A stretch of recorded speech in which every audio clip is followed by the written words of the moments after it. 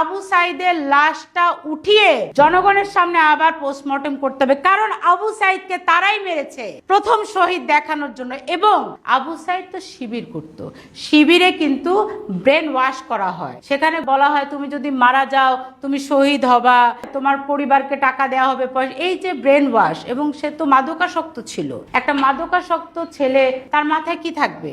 সে ভেবেছে আমি যদি মরে যাই তাহলে আমি ডাইরেক্ট জান্নাত। আমরা তো দেখেছি জান্নাতের টিকিট বিক্রি করার অভ্যাস জামাতের আছে। আপনি বলেছেন আবু সাইদ পুলিশের গুলিতে নিহত হয়নি, এটি কেন বলেছিলেন?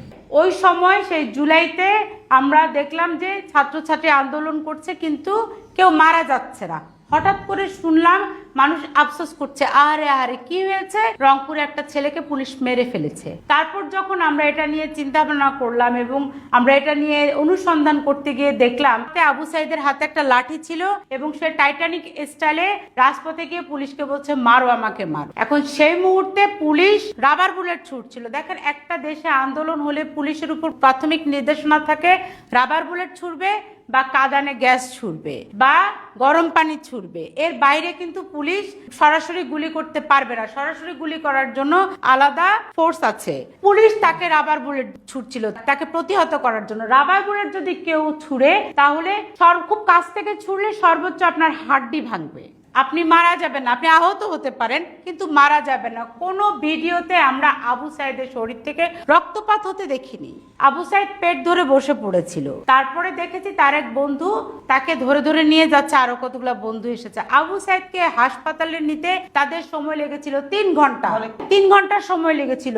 এবং আবু সাইদের বাবা বলেছে যে তার মাথার পিছনে একটা গর্ত ছিল। বাবা তো আর মিথ্যে কথা বলবে না, ছেলের রক্তাক্ত লাশ তো সবার আগে বাবার কোলে এসে পৌঁছেছে, বাবা সত্য কথা বলেছে। কিন্তু 4-5টা পোস্টমর্টেম রিপোর্ট আমরা পেয়েছি, কোন রিপোর্টেই স্বীকারোক্তি ঠিক মতো আসেনি যে আসলে তার কি হয়েছিল। এরপরে তাকে দ্রুত কবর দেওয়া হয়েছে। নতুন ধারা বাংলাদেশের পক্ষ থেকে আমরা বরাবর দাবি জানিয়েছি এই আবু সাইদের লাশটা উঠিয়ে জনগণের সামনে আবার পোস্টমর্টেম করতে হবে, কারণ আবু সাইদকে তারাই মেরেছে প্রথম শহীদ দেখানোর জন্য। এবং আবু সাইদ তো শিবির করত, শিবিরে কিন্তু ব্রেন ওয়াশ করা হয়, সেখানে বলা হয় তুমি যদি মারা যাও তুমি শহীদ হবা, তোমার পরিবারকে টাকা দেওয়া হবে, এই যে ব্রেন ওয়াশ। এবং সে তো মাদকাসক্ত ছিল, একটা মাদকাসক্ত ছেলে, তার মাথায় কি থাকবে?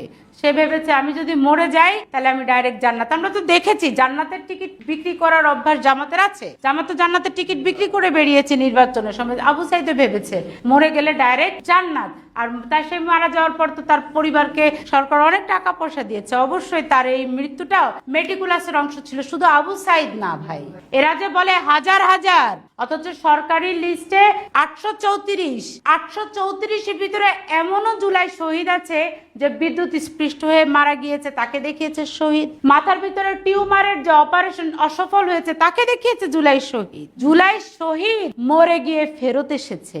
আমার আপনার কষ্টের টাকাগুলো এরা প্রতি মাসে জুলাই শহীদ আহত নিহতদের পরিবারকে দিচ্ছে। আমরা তালিকা চাই, 834 জনের নাম ঠিকানা সহ তালিকা প্রকাশ করবেন। আমরা জানতে চাই আপনার আমার জনগণের কষ্টের টাকা কে খায়, কার পকেটে যায়, আমরা জানতে চাই।